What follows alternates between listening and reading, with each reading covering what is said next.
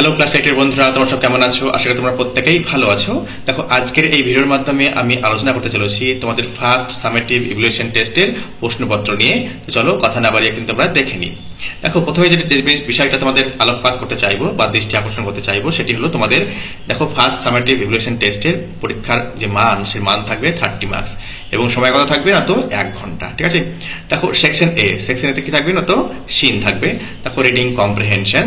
দেখো এই যে সেকশন এতে সিনটা, অর্থাৎ তোমরা লেসন 1, 2, 3 এবং 4 যে 4টি লেসন তোমরা পড়েছো সেখান থেকে কিন্তু কিছু লাইন তুলে নেওয়া হবে এবং তার আগেনস্টে তোমাকে কিন্তু প্রশ্ন দেওয়া থাকবে।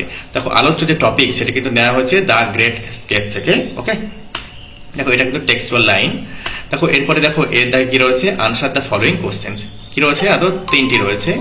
দেখো প্রথমে 1 নম্বর দেখো এতে তাকাও, when were Subhash and Shishir anxious। দেখো সুভাষ এবং শিশির কখন উদ্বিগ্ন হয়েছিল। দেখো তাহলে Subhash and Shishir were anxious when their car engine faltered once। দেখো যখন তাদের যে গাড়ি, সেই গাড়ির যে ইঞ্জিনটা একবার দেখো ফল্টার্ড করলো, অর্থাৎ দেখো ত্রুটিপূর্ণ হয়ে গেছিল তখন। ঠিক আছে, নেক্সট দেখো বলছে what was the real identity of Mohammad Ziauddin. Mohammad জিয়াউদ্দিনের সত্যিকারের যে পরিচিতি সেটা কি ছিল।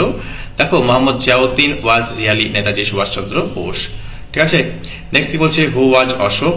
দেখো অশোক কে ছিল, তো অশোক ওয়াজ শিশির ফাদার। দেখো অশোক ছিল শিশিরের ভাই। ওকে, নেক্সট কি বলা হয়েছে আইডেন্টিফাই, অর্থাৎ শনাক্ত করতে বলা হয়েছে which of the following statements are true and which are false, give supporting statement for each of your answers. দেখো কি বলছে, তোমার প্রত্যেক যে আনসার, সেই আনসারের আগেন্স্টে কিন্তু সাপোর্টিং সেন্টেন্স কিন্তু আমাদের দিতেই হবে বা প্রোভাইড করতে হবে। ওকে, দেখো Sisir and Subhas were nephew and uncle in relation. একদম সত্য ছিল। দেখো সাপোর্টিং স্টেটমেন্টে কি রয়েছে, as Calcutta slept uncle and nephew crossed Howrah bridge. ঠিক আছে, দেখো এখান থেকে বুঝতে পারছো কি আঙ্কেল এবং নেফিউ, ওকে, কাকা ভাইপো। নেক্সট কি বলা আছে, they left for Howrah station to catch the Delhi কালকা মেল। ঠিক আছে, এটা ফলস। দেখো মোহাম্মদ জিয়াউদ্দিন লেফট অ্যালোন ফর, দেখো কি বলছে Gomoh station which was some distance away, he wanted to catch the Delhi Kalka mail from there. Okay, next বলা হয়েছে দেখো Subhash and Shishir shared a happy moments together when their car faltered। দেখো এটা false, তাই তো। দেখো they shared a few anxious moments। দেখো উদ্বিগ্নকর একটা মুহূর্ত কাটিয়েছিল। ঠিক আছে, নিশ্চয়ই হ্যাপি ছিল না, তাই তো। উদ্বিগ্নকর আর হ্যাপি কিন্তু এখনো নিশ্চয়ই আলাদা জিনিস, তাই তো। নেক্সট বলা হয়েছে complete the following sentences with information from the text. দেখো এই যে আমরা সিন থেকে দেখতে পেলাম, সেই সিন থেকে কিন্তু তথ্য নিয়ে কিন্তু ফিল আপ করতে হবে। এই প্রসঙ্গের মধ্যে আমি জানাতে চাইবো, দেখো এই লাইনটা কিন্তু কোথায় রয়েছে সেটা কিন্তু খুঁজে দেখতে হবে। যে যতটুকু পোর্শন লেখা রয়েছে তার বাকি পোর্শনটা লিখলেই কিন্তু আনসার আমাদের হয়ে যাবে।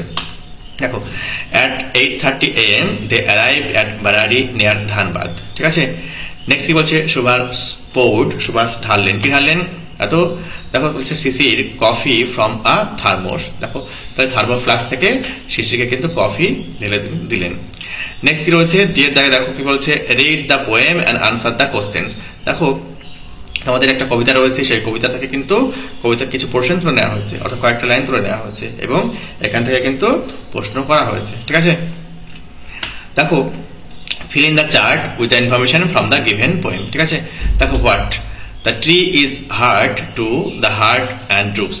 দেখো দেখো কেন এই যে প্রশ্ন করা হয়েছে, ট্রি দেখো বলছে হার্ট আহত হয়, টু দ্য হার্ট হৃদয় থেকে আহত হয়, এবং ড্রুপস এবং কি আনত হয়। ড্রুপ মানে কি নুয়ে পড়ে। ঠিক আছে, কখন হয়, কেন হয়। ঠিক আছে, সেটা কিন্তু আমাদের লিখতেই হবে। দেখো as the tree is badly affected by unpleasant winters cold. দেখো হচ্ছে আনপ্লিজেন্ট, দেখো সেটা নিশ্চয়ই আনন্দকর নয়, অসুখকর। ঠিক আছে, মানে অস্বাস্থ্যকর বলতে পারো।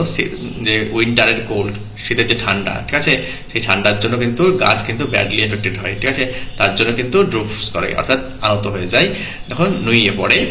নেক্সট বলা হয়েছে কমপ্লিট, বিয়ের দ্বারা দেখো complete the following sentence with the information from the given poem.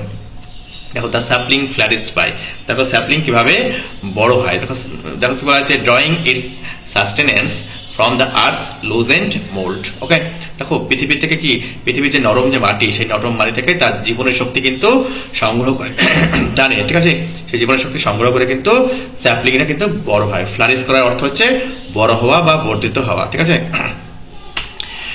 Next দেখো সেকশন বি, সেকশন বিতে কি রয়েছে, গ্রামার অ্যান্ড ভোকাবুলারি। ওকে, দেখো কি বলা হয়েছে, তোমাদের এই প্রসঙ্গে জানাতে চাইবো, তোমাদের যাবতীয় যে গ্রামার হোক বা রাইটিং হোক সব কিন্তু টেক্সট বেসড হবে, টেক্সটের বাইরে থেকে কিন্তু কিছু দেবে না।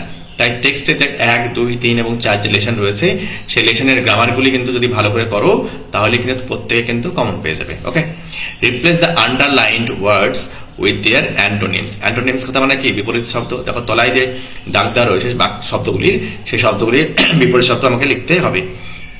দেখো ওবেড, ওবেডের বিপরীত শব্দ ডিসওবেড। পপুলার থেকে আনপপুলার। নেক্সট বলা হয়েছে, দেখো 3 দাগে রয়েছে fill in the blanks, either present perfect continuous tense or past perfect continuous tense. Okay, দেখো the train had been pouring when I left home. ঠিক আছে, নেক্সট বলছে সি এর দাগে দ্য পারফর্মার্স, দেখো বলছে have been singing since evening. দেখো performers বহুবচন রয়েছে, ওই জন্য কিন্তু হ্যাভ রয়েছে। দেখো write antonyms of underlined words by using prefixes from the help box. Okay, it is possible for him to lift the chair. The possible থেকে impossible.